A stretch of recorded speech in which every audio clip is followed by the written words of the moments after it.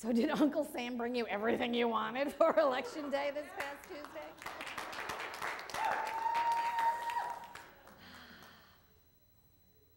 Really, who won, who lost? Do we keep track, honest to God? I mean, what I know is that consciousness won. Consciousness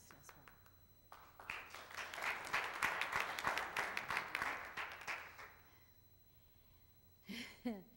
And this month is all about a kinship of faiths.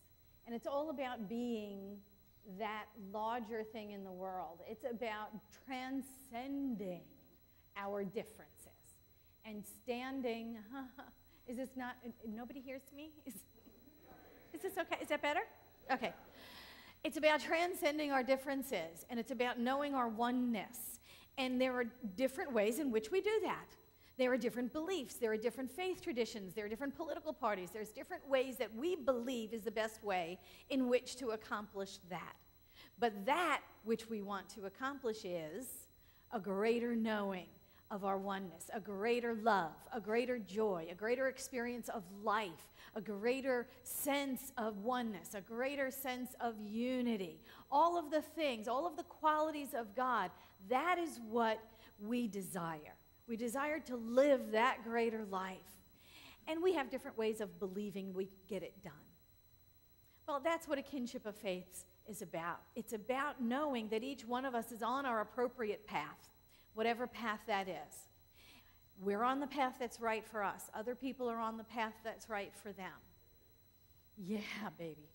And it's about allowing that sense, that quality of God known as freedom, allowing each one of us to be on our own individual path and to use that, our unique individuality, to create our own unique and individual path. Even within this one teaching that we call religious science, each one of us is on a slightly different path from someone else. Each one of us believe a certain slightly different thing than someone else. Ernest Holmes, who was the founder of this faith tradition, wasn't really a believer in reincarnation. He didn't really believe in it. He knew that the spirit within us is ageless, deathless, timeless, and immortal. He knew it went on beyond the physical body. He knew it went on to a greater expression. He didn't necessarily believe in reincarnation, in that we come back to the earth, to this planet, in another human form. His idea was, if we are infinite beings, if we have the universe in which to play in, and we have infinity in which to time to play, why on earth would we do the same thing twice? There's so much more out there to discover. Why on earth would we want to come back to this one little dinky planet in the backwater section of the universe in this particular galaxy? Why do it again? If we have infinite time to play, and we have the universe in which to play, why on earth would we want to do the same thing again? So within our own faith tradition, we have differences of opinion. He ordained many ministers who did believe in reincarnation. Never stopped him from ordaining them. He never said, you have to believe what I believe. He said, this is what I think happens to me after I die. What happens to you? Who knows? So within our own faith tradition, we have the freedom to create our path as we see fit. Within our own country, we have created our own path the way we see fit. The way we voted, who we voted for, who we didn't vote for, all of that. That was a personal and private decision we made within ourselves. And we placed our vote where we thought it would do the most good for the most number of people. And that's all we can do. That's all we can do. And it's very interesting that there has been a running dialogue in the ministers' listserv for quite some time. And I don't know if it has to do with the age of the different ministers. I don't know if it's a generational thing. I don't know if it's a difference in the two organizations having had come together, whether it's an ICSL, UCSL thing. But I noticed that there are these two thoughts that keep coming through the ministers' listserv. And it's Ernest Holmes summed it up really, really very well when he said this. In Creative Mind and Success, he said, we have no responsibility for anyone except ourselves. Get all over this idea that you must save the world. We have all tried and we have all failed. We may, by demonstrating in our own lives, prove that Allah really exists as the great power behind all things. This is all we need to do. Everyone must do the same thing for himself.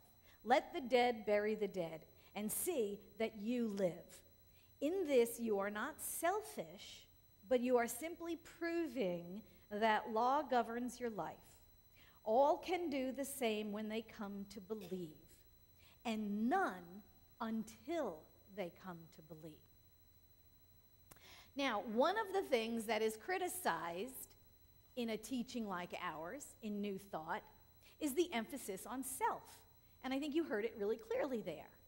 There's the emphasis on self. Some people see this faith tradition as self-centered and self-absorbed. This is a human race false belief. It is a false belief about our teaching that our consciousness is, what can I get?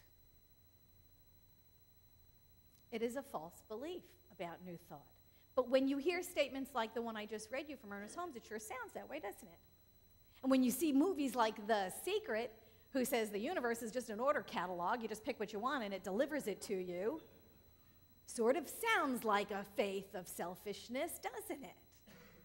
But all one needs to do is look deeper into our faith tradition, look deeper into the textbook, look deeper into the science of mind, and discover the truth that it addresses. In that same book that quote came from, we have no responsibility for anyone but ourselves, in that same book, Ernest Holmes goes on to say, great men and women are the ones who get a vision and then go to work to make that vision come true. Never looking to one side, but with one pointedness and calm determination, stick to the thing until it is accomplished. It may take patience, and it may take a great deal of faith, but in the end, it is as sure as the reality of a supreme being itself. Now that's the move your feet part. That is the move your feet part. When we go deeper, this is the truth that speaks to us. First and foremost, we have to be clear in our own minds. And that's the first part. That's the first part. We have to get clear in our own minds, or else we'll accomplish nothing. I remember there's a quote, I don't have it, I couldn't find it, but I'm going to paraphrase, that there was a quote from St. Teresa of Avila who said, more people do damage by rushing out to do good works than any other thing. Because we have a tendency to do that, to just rush out and try to fix things without first going to prayer, without first taking it to prayer, without first going within and knowing what is ours to do. What is ours to do? Ernest Holmes said, the most powerful place we can find ourselves is in prayer. The most powerful place we can find ourselves is in prayer, because we have to get clear within ourselves. What is it we are to do? What is it we are to do? And then we must do it. We must do it. Our job can't just end, oh, I'll pray for them. Oh, I'll pray for them. And then that's it. That's half of what we are called to do.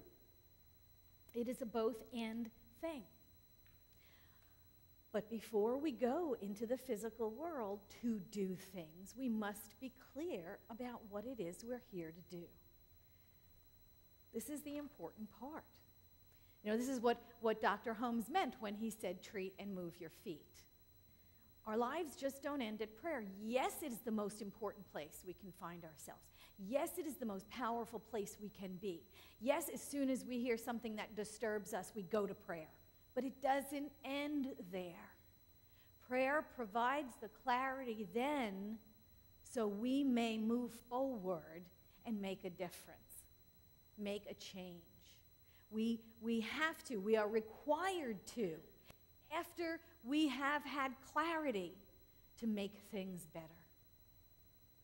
We have a group that is run by Reverend Jill Gwen up in Malibu. Where does she live? I don't remember. Anyway, her group is called Go Solar.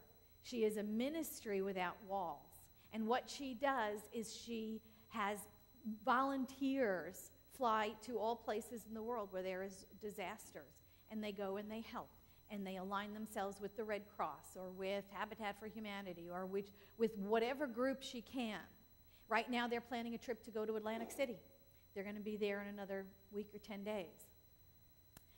This is what they do. They pray and they plan. They pray and they plan. And then they go out and make a difference. And then they actually move trash and rebuild buildings and haul away junk.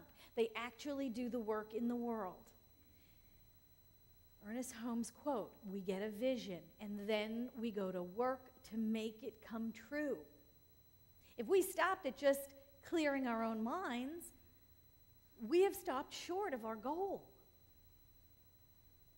We have a vision of a world that works for everyone. That is the Global Heart vision of Centers for Spiritual Living. We see a world that works for everyone. Well, we do that first in prayer and then take some physical action steps to make it happen in the physical world. We cannot just sit on the mountaintop. Well, we could, but we're kind of missing out. We can't just sit up on the mountaintop and be enlightened beings, removing ourselves from the human condition entirely, knowing the truth for ourselves and doing nothing. Kathy Hearn used to say that's when we're of no earthly good. We can become so spiritual that we are of no earthly good. That doesn't help. That doesn't help someone who's hungry. Doesn't help someone who's homeless. Doesn't help someone who's alone. We have to strike that balance. Ernest Holmes used to say, we are here for the delight of God. I love that. People think about, why are we here? Why were we born? What's the big picture? Ernest Holmes quoted Sri Aurobindo. He said, we are here for the delight of God. I think that's a lovely statement. I think it's a poetic statement, and I think it's true. We are here for the delight of God. And who is God? God is us. God is a principle. God is showing up in this room as each and every one of us. We are here to delight each other then. Isn't that wonderful? We are here to serve each other because each one of us is God in form. There's one energy. We go back to core concept 1. There's only one of us in the room, God. There's only one of us, one energy, God. There's only one life, God. It's individualizing itself as you. It's kind of renting you. You know, your body is temporary. It's chosen to inhabit your body for a while and spend time on this earth for a while. And then what? And then when you lay the body down, you're free to do something else. Your spirit's eternal, your body's not. You're just renting it. And we're here for the delight of God. That means we're here for the delight of ourselves and each other. Because what did we just say? God in form. That's us. God in form. So we're here for our own delight, for our own experience, for our own growth. Your soul is calling for experiences to enrich it. And those experiences are in alignment with the qualities of God. What do we want to experience? More growth, more love, more joy, more freedom, more unity, more wisdom, more wholeness.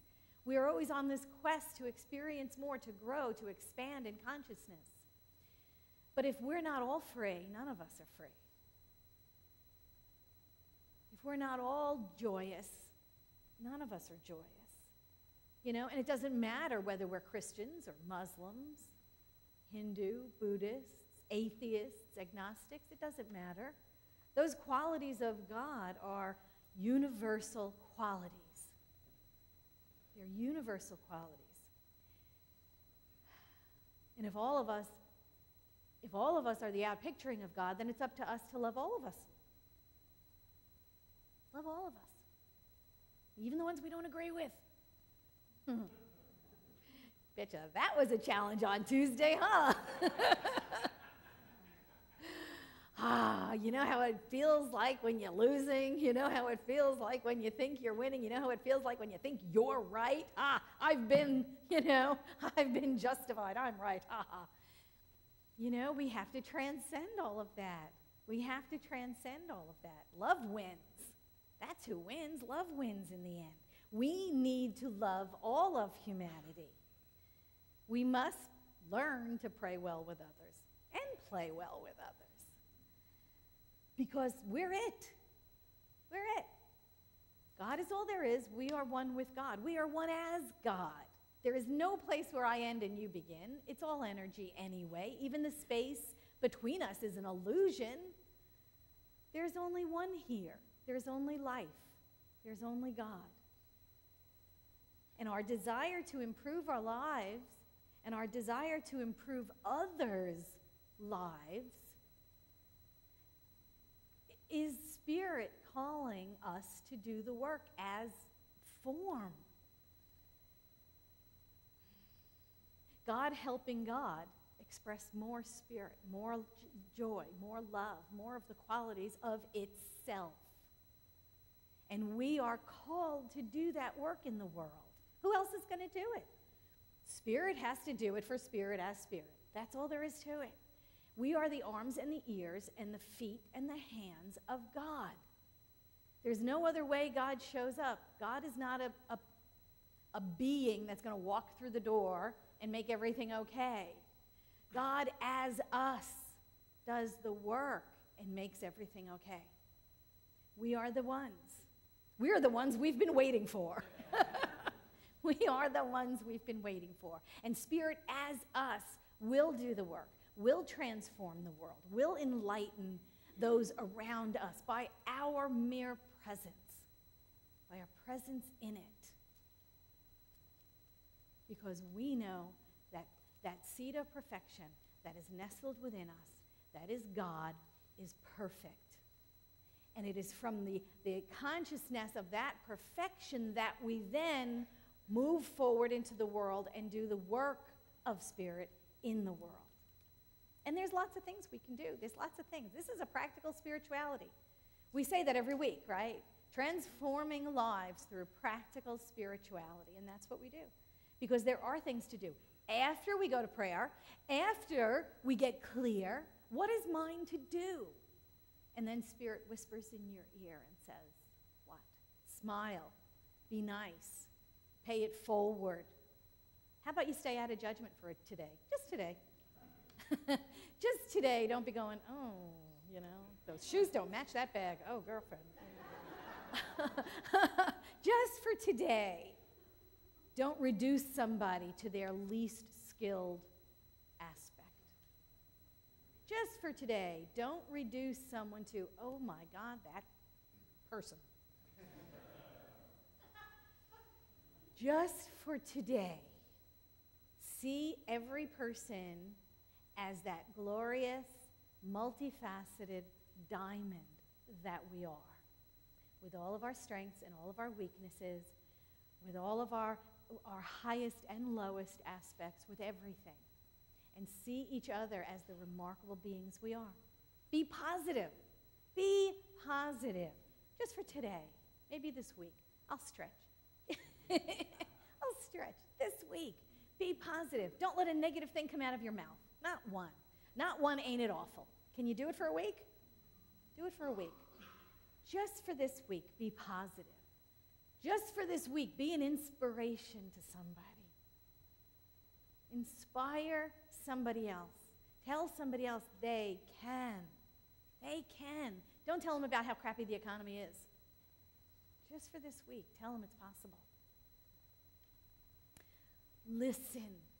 Listen. Just for this week, listen. Without thinking about what you're going to say as soon as they shut up. But totally setting aside your own agenda, just listen to someone. Perfectly still, perfectly active, listening. Just for this week. Donate something. Donate something this week. There's got to be something in your house you don't need anymore. Get rid of it. Give it to someone else. Bless someone else with it. Just for this week. Just for this week, when you're going from your car to a store or your car to work, pick up trash. Just pick up a piece of trash and put it in the receptacle. It's real easy. Makes a big difference. Just for this week, be vocal. Be vocal. Don't hide anymore. When someone says something and it makes you uncomfortable, say, that makes me uncomfortable. Or something like that. You don't have to say that. Say, well, no, you don't have to say that either. Just for this week, be vocal. Claim what you believe. Just for this week, claim your power.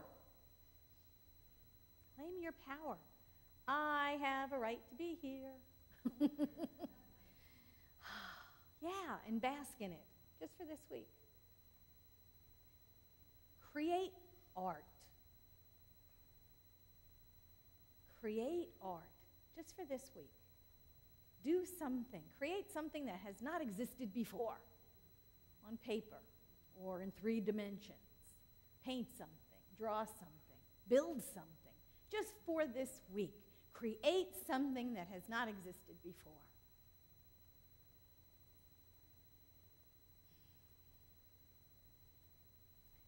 Be a great parent, or a great surrogate parent, or a great teacher to a child.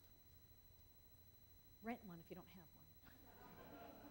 Find one if you don't know any. But be there for a child. Just be that inspiration.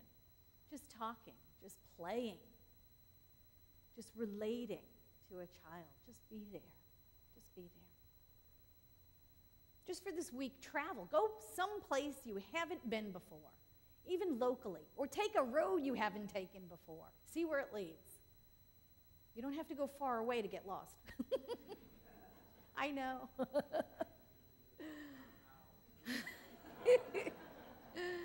Take a different route. Take a different route you've never taken before. See where it leads. And focus. Focus. Focus your attention. Really see something for the first time. Whether it's a flower or a sunset or it's just the grass in your own front yard. Really, really focus on it. See it like you've never seen it before. Take a look at it. Take a look at what maybe you've been passing by and passing by and passing by 100 times, and really see it.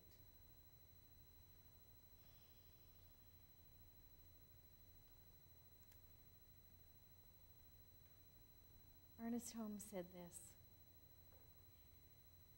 It was on a radio show called This Thing Called Life. It was a Sunday talk he gave in May 28th, 1950.